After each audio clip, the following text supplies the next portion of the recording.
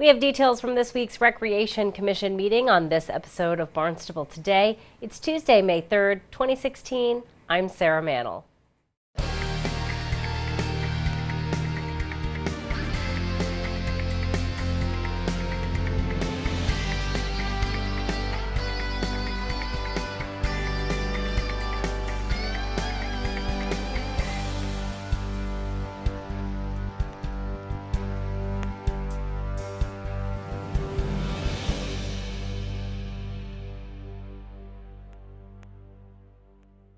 The Greater Hyannis Chamber of Commerce hopes to increase tourism by thanking guests. The Tourism Committee proposed a plan that would give free beach parking passes to visitors. Tourism Committee Chair Peter Martino talked about the plan during this week's Recreation Commission meeting. We had showed up at the March meeting and asked about doing a trade for beach stickers on a slow day during the week at any of the Barnstable beaches that you choose. And you asked us to get back with numbers that are involved. This is our thank you campaign, which is a sub part of the chamber. And right now there are 41 members that are participating in the thank you campaign, 17 restaurants, 14 retail establishments, and 10 hotels.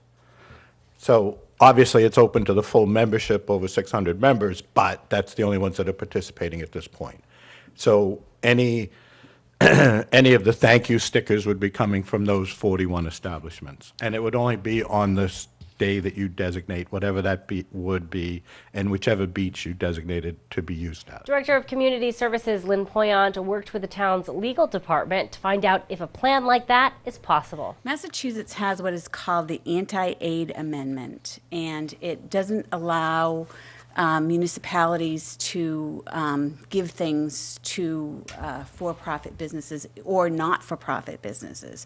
It says no grant, appropriation, or use of public money or property or loan of credit shall be made or authorized by the Commonwealth or any political subdivision thereof for the purpose of founding, maintaining, or aiding any infirmary, hospital, institution, primary or secondary school, or charitable or religious undertaking which is not publicly owned and under the exclusive control and order and supervision of public officers or public agents authorized by the Commonwealth or federal authority. It goes on and on.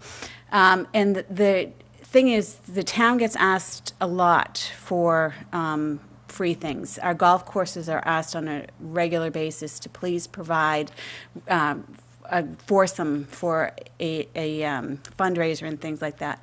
And as a municipality, we are not allowed to do that. So we could sell them beach passes, but to say that we're going to give them beach passes, we don't have the ability to do that. Patty Machado says no other towns give away beach parking passes for free. Reach out to all Cape and Island Beach in our Beach Managers Association, and no one does it for free. No one. Is it? Do they do a discounted ticket? They sell stickers to the town of Yarmouth is the only one on the Cape that sells their tickets to. They're mostly hotels. I think they're all hotels, and then they sell them at a discounted rate. But they sell them to the hotels at a full rate? Yes. Okay. And so the hotel then can distribute them how they want them once they've paid that full rate? Yes, and it's only good Monday through Friday. They don't allow them during the weekend. But we have a checks and balance that needs to be adhered to, and I think that would be a challenge.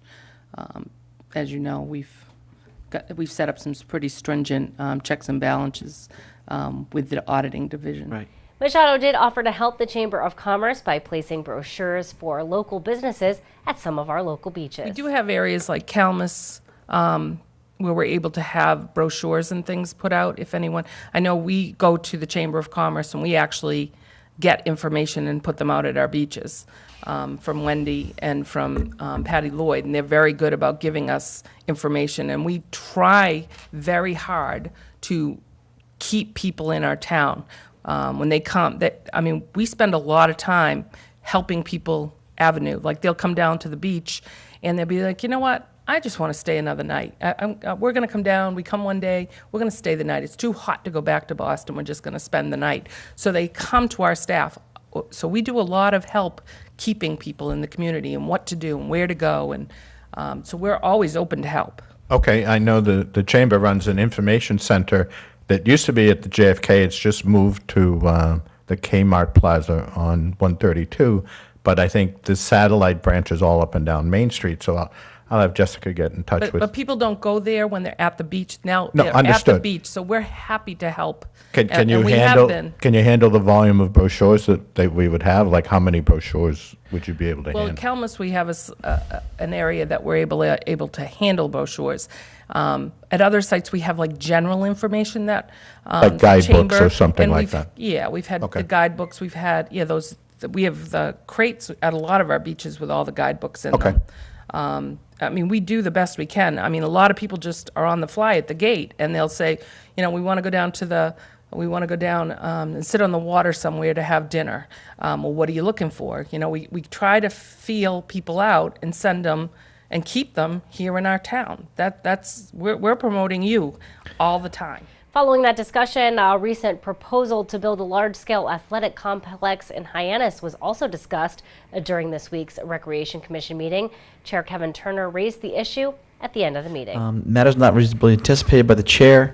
Just a few folks had seen the article in the paper on Sunday or Saturday about the new sports complex in Independence Park. I thought, She was just mentioning it. yeah, I think it's an interesting opportunity. I'd love to find out from Joe. I know that the paper stated how it was going to be a cooperative event and collaborative event, and how they're going to work together. And I don't know how that's going to steal from one another or not from one another. If the thoughts of having Coach Sherman come and inviting him to come speak to us about his thoughts for it and how we can work together. Ms. Poyant, what do you think? There's been a lot of traction on the Cape Cod Times Facebook page as it relates to the project. It's my understanding, I haven't seen the plans, but it's my understanding that it is a sheet of ice without spectator seating because it's supposed to be a training facility. So there's supposed to be a training field that would help for indoor soccer, lacrosse, those kind of things as well. But it's my understanding that it's specifically for training. And the hope is that we can, find a way to coexist. On the Cape Cod Times Facebook page, there were a lot of people that were asking that there be a pool. There were people that were asking for an Olympic-sized pool. There were people that were asking for a diving board. There were a number of people that were asking for things, and I'm not really sure what the full plan is. I know that the original plan was with someone with an NHL background. So I think having someone that has a football background is a nice nice to the mix. So, but Joe has had a meeting with the primary partner, and so it's going to be a matter of seeing how we can work together. But again, my understanding is that it's a training facility and not one that would be for spectator sports. Do you think there's a Plan A looking to do a Plan B? In other sorry? words, what I'm saying is get your foot in the door, okay, it's training, and then down the line, oh geez, we've got so much requests for this to be more than just a training, so we'd like to, is there something where we can, I don't honestly Curtail know. that? And I know that they've been working with the Growth Management Department. They've worked with Joanne Miller-Buntich and Elizabeth Jenkins. They've also worked with Mike Travato. And there are certain things, within the space that are allowed by right. But I think that they're also, because of the size, going to have to go through the Cape Cod Commission. So there are certain things that will come out during that time frame. And we, of course, here at Channel 18 will keep you updated as that proposed athletic complex moves through the approval process. We'll be sure to tune in to our hour-long news program, Barnstable This Morning, weekdays at 8 a.m. On tomorrow's show, we'll have our weekly Business Barnstable segment. We'll talk with Finance Director Mark Milne. Plus, we'll have all the news and information you need. For Barnstable Today, I'm Sarah Mannel.